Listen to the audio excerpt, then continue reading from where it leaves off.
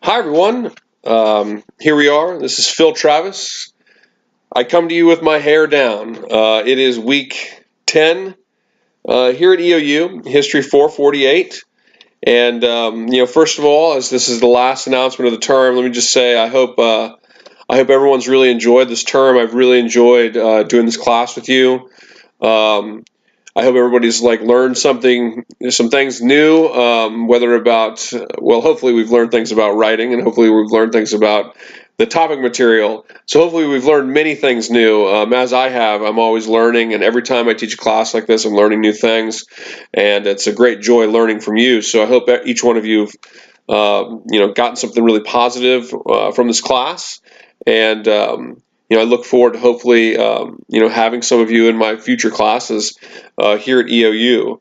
So this is week 10, and I just noticed I have the Pomeranian pillow. It's just sort of the likeness of our little dog Max, who is here in the background. I could grab Max; he's right here, and I could say, "Hey, Max, look, Max, look, it's History 448, Max. How you doing?" And Max is like, "Please put me down." Anyway, it is week 10, so a little lighthearted comedic humor for you. But this week is an important week, of course. We're coming down with a couple of major assignments. This week we're reading from our service book, chapters 23 through 25 and 28. So we have a pretty good amount of reading that we're doing. We're going to be looking at the period of time from the rise of Gorbachev and Gorbachev's reforms in the Soviet Union, all the way up to some conversations and thoughts about Vladimir Putin and the current era in Russia post-Cold War. Our two major assignments, of course, due this Sunday. You have your final test, your final exam. It is not cumulative. It deals only with the material since your last test. I have posted the study guide, which gives you the topic for the essay. Remember to follow the directions for the essay. And please do not pre-write an essay. Don't pre-write an essay and copy and paste it. Make sure you write the essay while you take the test. Of course, you can take all the notes you want, and you can use notes while you write the essay. But please, I want you to write the essay while you take the test. So please do that. Do not copy and paste an essay. But you do know the essay in advance, so you can think about it.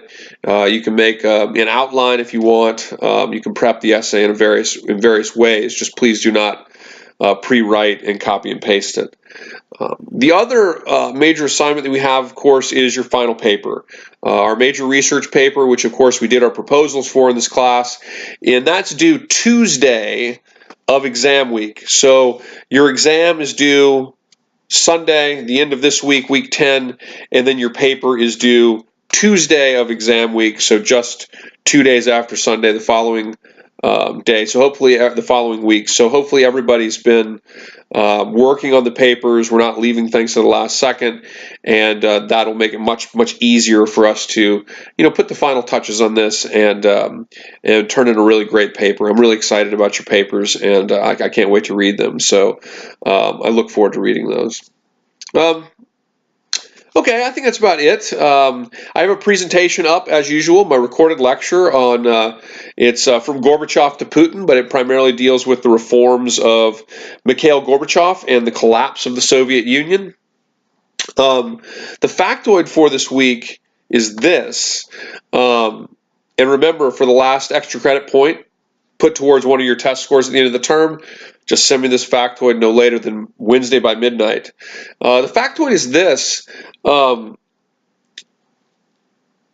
of the things is maybe most symptomatic of the closed nature of the Soviet system, and maybe one of the greatest needs for reform was an incident that many of you probably have heard about, and this was the nuclear accident that happened at the Chernobyl plant in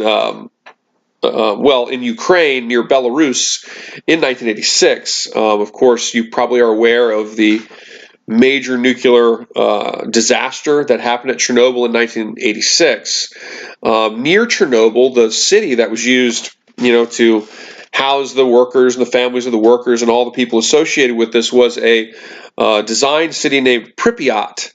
And Pripyat, and I'm going to get to the other part of the factoid in a second, Pripyat to this day, because of the nuclear disaster, Pripyat was abandoned. And today, Pripyat, which was meant to be kind of a model Soviet city, Pripyat today is like a ghost city, sort of a symbol of really the extreme nature of this nuclear disaster at the Chernobyl nuclear power plant, located near the border of Belarus, just south in Ukraine. But the West did not learn about the Chernobyl nuclear disaster for like over a week after it had happened.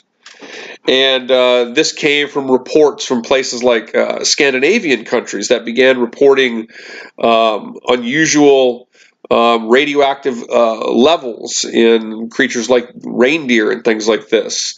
And it was I believe it was 10 days after the incident that Gorbachev finally sort of came clean and exposed this incident. And that was symptomatic of the closed nature of the Soviet system, the fact that there wasn't free media, and the fact that there wasn't an ability of the world to sort of have an understanding of major happenings like this that very much affected the international world. Instead, it was a closed system, and the Soviet government very much tried to control information both to its people and also to the outside world.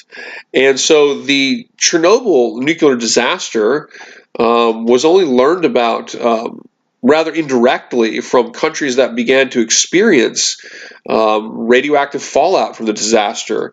And this was kind of symptomatic of the controlled nature of information in the Soviet system, and for a need to reform this. And of course, Gorbachev made reforms in this area one of his more important endeavors in his programs like Perestroika and Glasnost.